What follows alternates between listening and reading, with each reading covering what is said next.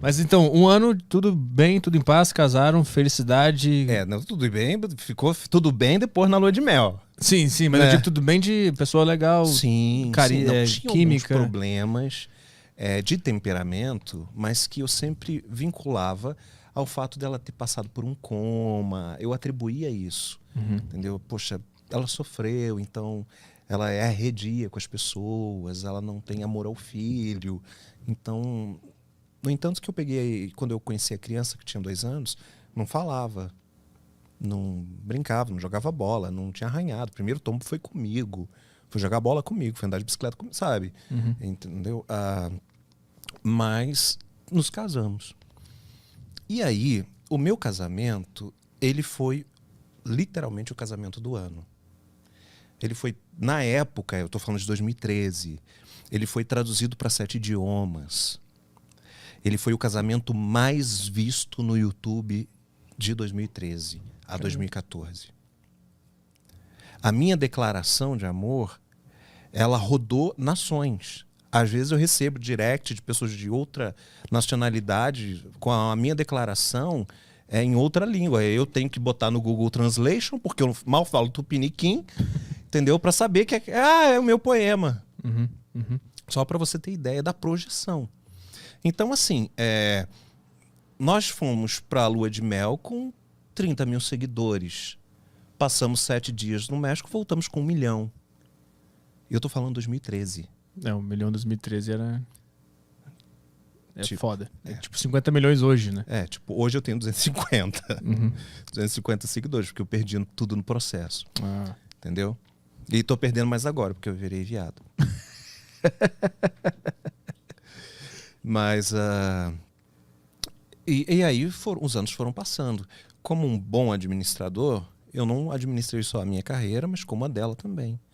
Então, lancei livros dela, corrigi livros, CDs, DVDs e construímos um império bom. Muito bom. E quando eu digo muito bom, é muito bom. Em que sentido? Em que sentido? De que eu não sabia, eu não precisava fazer conta. Entendi. No sentido de deixar... vamos comprar um outro apartamento para alugar? Vamos comprar aquele prédio ali para fazer de escritório? Nesse sentido. Vamos aplicar na bolsa? Tem algum investimento fora do país? Bora! Nesse sentido. Isso vocês construíram juntos, isso? Na parceria, vocês eram muito parceiros. Eu tinha minha casa, né? Ela morava de aluguel quando nós nos conhecemos. Mas aí pegou o boom da exposição do casamento. Eu, como administrador, peguei o gancho e fui. E aproveitei cada. Então lancei grife de roupa, pulseira, tudo que você possa imaginar. Entendeu? Livro, DVD, CD, clipe, YouTube, tudo naquela época. Então vinha dinheiro de todos os lados. É por isso que eu nunca precisei de dinheiro de igreja, de dízimo. É por isso que, por exemplo, quando eu ia visitar uma igreja para falar, eu não cobrava como as pessoas cobram. Entendeu? Porque eu não precisava. Mas a tua fonte de renda era pelo fato de tu ser um influenciador? Ser famoso? Eu era um influenciador do meio gospel. Entendi. Entendeu? Que não existia essa palavra ainda, influencer. Não existia Uber naquela época. Não existia história do Instagram, tá? Então, Tava mal saindo do Orkut pro Facebook, exatamente, né? Então, aí nós nos projetamos a ponto de ter programa de TV e tudo mais. E aí foi construindo. Eu comprei uma casa gigantesca no melhor condomínio, no melhor bairro do Rio de Janeiro. Tivemos um prédio comercial, carros, aplicações muito boas. E aí, em 2016, que quando tudo aconteceu, eu estava começando a fazer terapia. Porque eu estava me vendo rodar o mundo e não vivendo nada. O meu assistente, ele que me dizia aonde eu ia, o que eu ia comer, ele que separava a minha roupa. Às vezes eu chegava num lugar, as pessoas falam, poxa, eu te vi naquela cidade, ou eu te vi naquele país. E eu não lembrava mais. De tanto que estava agitado. Eu falei, não... Você estava sendo só jogado pro lado e pro outro, sem consciência do que estava acontecendo. E eu falei, não quero isso. Então, eu estava engordando, inchando. Eu falei, não, olha só, esse ano eu vou dedicar um pouco mais para mim. Então, contratei um personal, comecei a malhar, procurei uns médicos, fazer uma ortomolecular e não sei o que. E virei para ela e falei, olha, eu vou investir em alguns projetos meus. Começou a mudar ali. Porque até então eu tinha investido em todos os projetos dela. Eu falei, não, vou lançar outros livros, vou lançar outras coisas e tal. E ali começou a mudar alguma coisa. Isso é uma leitura que eu faço hoje, que eu demorei para fazer. 18 dias antes de tudo acontecer, que a gente, enfim, vai chegar lá, ela me propôs mudar o regime de bens do casamento. Porque minha família tem muito caso de câncer.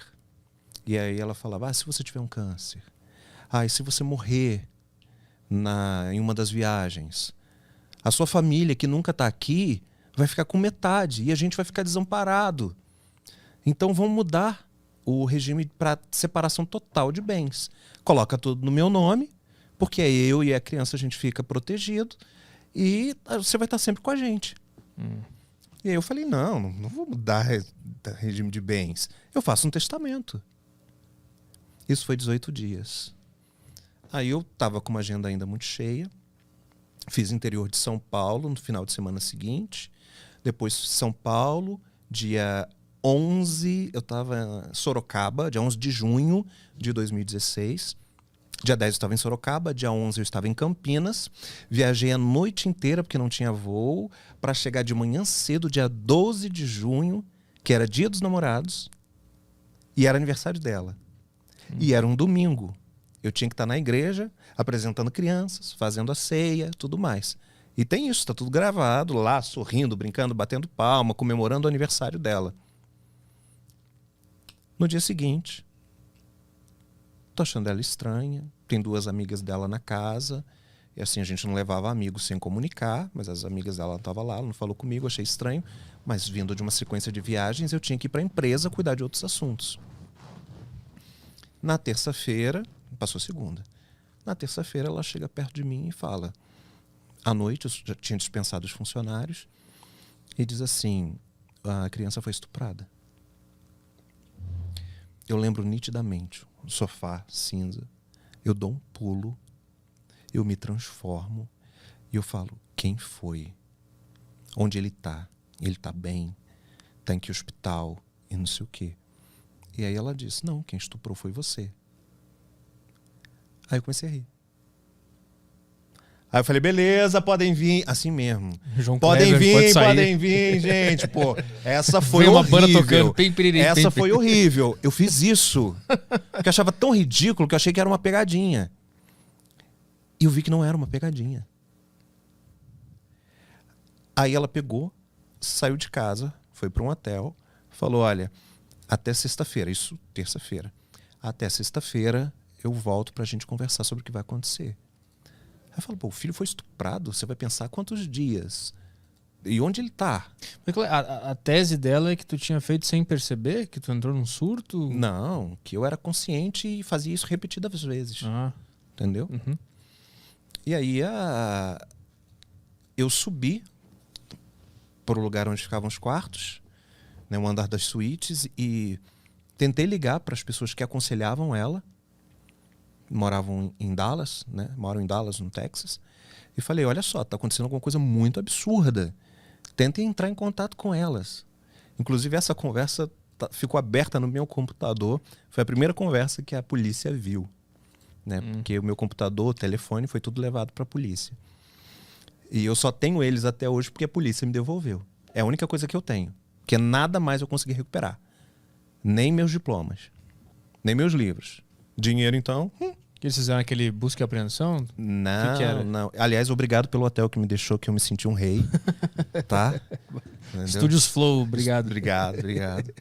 E aí, o que eu fiz? Não sei o que fazer.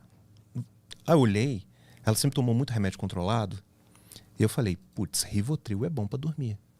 Virei. Que ela saiu de casa e tu ficou sozinho. Fiquei sozinho, não tinha empregado, não tinha nada. Aí deixei 2 bilhetes.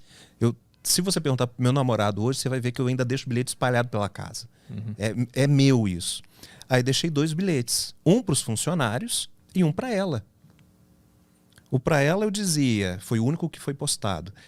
Olha, eu jamais faria isso, eu amo vocês, eu não sei o que e tudo mais. Para os funcionários eu deixei um bilhete assim,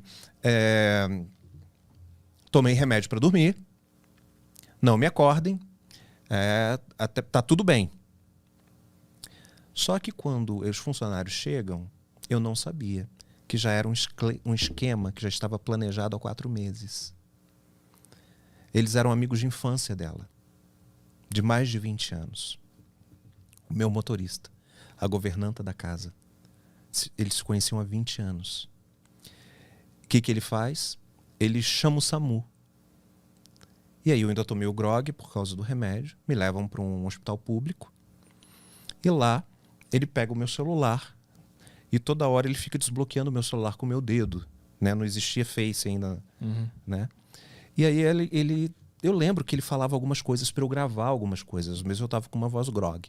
Depois eu vi que ele pedia para eu gravar dizendo que eu estou tentando me matar. E aí o que ele fez? Ele pegou essa frase e mandou para ele.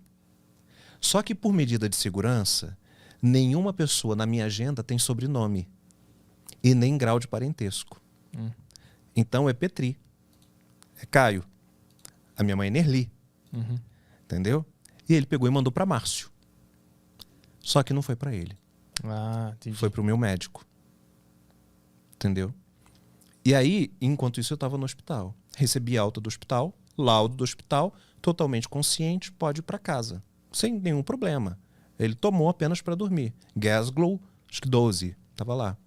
Aí eu falei, beleza, chama um táxi. Não tinha Uber, né? Tu tomou muito remédio só pra entender o... Tomei uma dose forte. O quão grog tu tava, né? Não, eu acordei, eu lembro de acordando, entrando na ambulância e tal.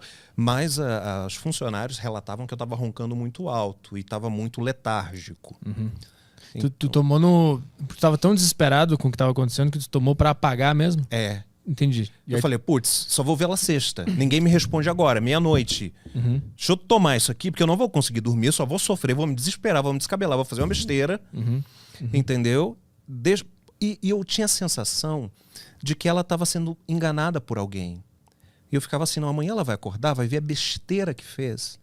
E vai voltar aqui e vai falar, poxa, desculpa, eu entendi mal a história. É alguém que estava tentando influenciar o nosso casamento. Eu tinha isso, velho. Tinha esperança de que ela fosse cair na real. A esperança só passou quase 1 ano depois. E ela já tinha me jogado no hospício, na cadeia, torturado, e eu ainda achava que ela ia mudar. Ou seja, eu devia ser doente.